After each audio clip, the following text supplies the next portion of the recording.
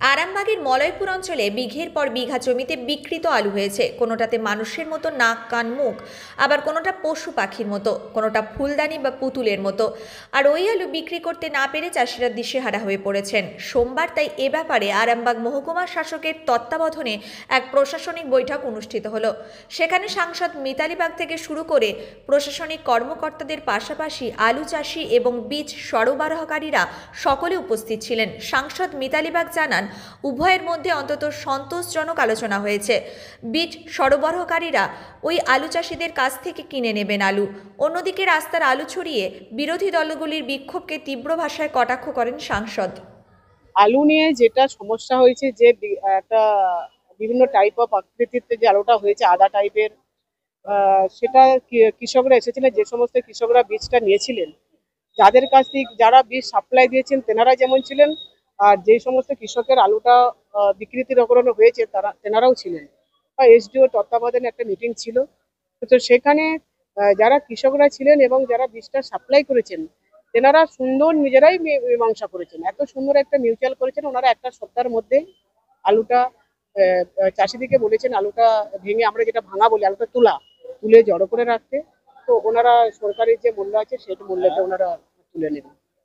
যেনারা বীজটা সাপ্লাই দিয়েছেন ওনারা নিজেরাই সমাধানের পথটা পরিষ্কার করেছেন।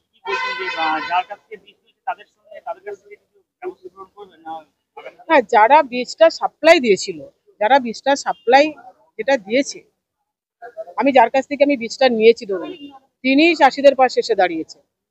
যে বীজটা তারা স্বীকার করেছেন যে বীজটা ভালো ছিল না। তো চাষিরা তেনারাও বলেছেন যে আমাদেরও তো চাষ রয়েছে, অতএব চাষিদের সাথে আমরা ওনাদের পাশে আছি। যারা ব্যবসাদার বীজ ব্যবসাদার তেনারা চাষিদের পাশে আছে বলেছেন, এবং এক সপ্তাহের মধ্যে একটা সমাধান হতে চলেছে।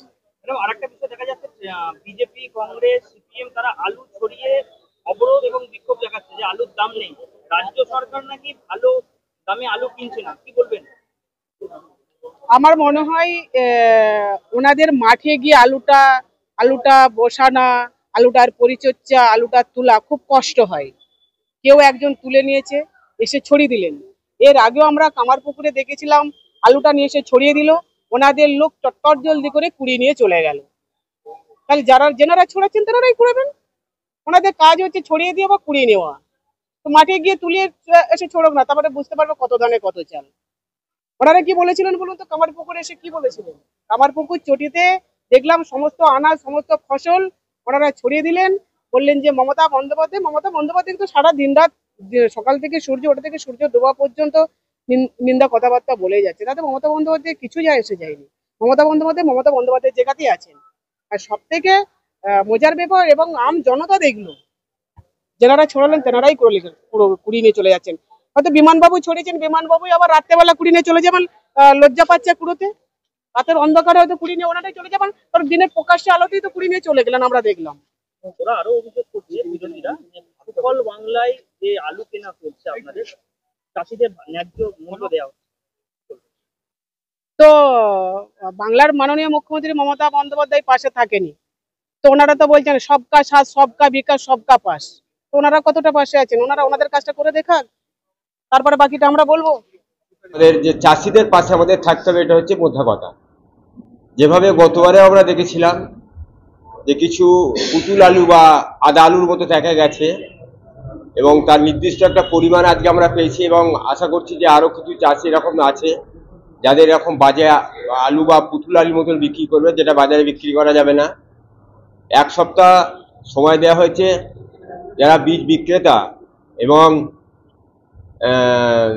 চাষি মহল যারা ক্ষতিগ্রস্ত হয়েছেন, বীজ বিক্রেতা চাষিদের সঙ্গে বসে আলোচনা করবেন কোথা থেকে বীজ নিয়েছেন।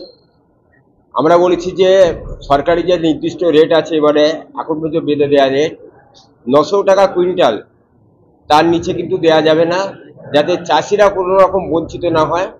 সেই জন্য এই কথা আমরা কৃষি আধিকারিক যেমন বলেছেন, এসডিও সাহেব বলে দিয়েছেন, এতটুকু তাদের ক্ষতিপূরণ অবশ্যই দিতে হবে, এবং এক সপ্তাহ টাইমের মধ্যে তাদের এটা ব্যবস্থা গ্রহণ করতে হবে। আর পাশাপাশি যদি আমাদের চাষিরা বঞ্চিত হয়, সরকারের যে প্রভিশন আছে, যে আইন আছে, আইনের পথে চলবে, সে ব্যবস্থা অবশ্যই গ্রহণ করা হবে। এবং এটাও ঠিক হয়েছে যে আলু মাঠে খুলে চাষিরা রেখে দিয়েছে। সেই আলুগুলো যারা বীজ দিয়েছিলেন তারাই ব্যবস্থা করবেন সে আলু কোথায় নিয়ে যাবে, কিন্তু চাষিদের কিন্তু টাকা তাদেরকে ক্ষতিপূরণ বাবা বুঝিয়ে দিতে হবে। এটা সাধারণত আলাদা পার্ট, সেটা হচ্ছে প্রাকৃতিক কারণ যদি শিলাবৃষ্টি হয়ে যায় বা অতিবৃষ্টি হয়ে যায়, যদি আলু খারাপ হয়ে যায়, সেক্ষেত্রে প্রভিশন গভর্নমেন্টের রয়েছে, অবশ্যই তারা ক্ষতিপূরণ পাবে। কিন্তু এক্ষেত্রে হয়ে গেছে যারা বীজ বিক্রেতা তারাই বাজে বীজ দিয়েছেন, ফলে ক্ষতিগ্রস্ত হয়েছে, এরা তাদেরই নিতে হবে। আজকে একটা মিটিং হচ্ছিল, ওখানে আলোচনা হয়েছে। যে ডিলার ছিল উনি ছিলেন, যে লোকাল ডিলার যে আছে দুজন, আদিত্য দত্তা আর শফিক জি, উনি ছিলেন। আর কিছু চাষি 10 জন চাষি উনিও ছিল। তো যে আজকে মোটামুটি যে লোকাল ডিলার যে আছে ওনাকে বলা হয়েছে যে আপনি একবার চাষিদের সঙ্গে বসো, আপনার যেখান থেকে আপনি এই বীজ নিয়েছে ওনার সঙ্গে কথা দেখে বললো।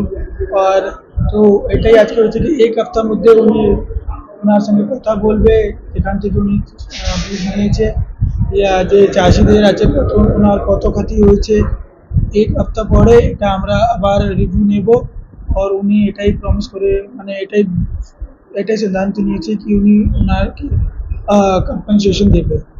নিউ নূর সোফা সেন্টার, এখানে সমস্ত রকম সোফা পাইকারি ও রিটেলে বিক্রয় করা হয়। সমস্ত সোফা নিজস্ব কারখানায় তৈরি করা হয়। প্রোপাইটার হানিফ হোসেন খাঁ ও রুহুল হোসেন খাঁ, বড়ডোঙ্গল হাটতলা সিনেমা হলের সন্নিকটে, হুগলি। যোগাযোগ 7797170093 এবং 9382003105।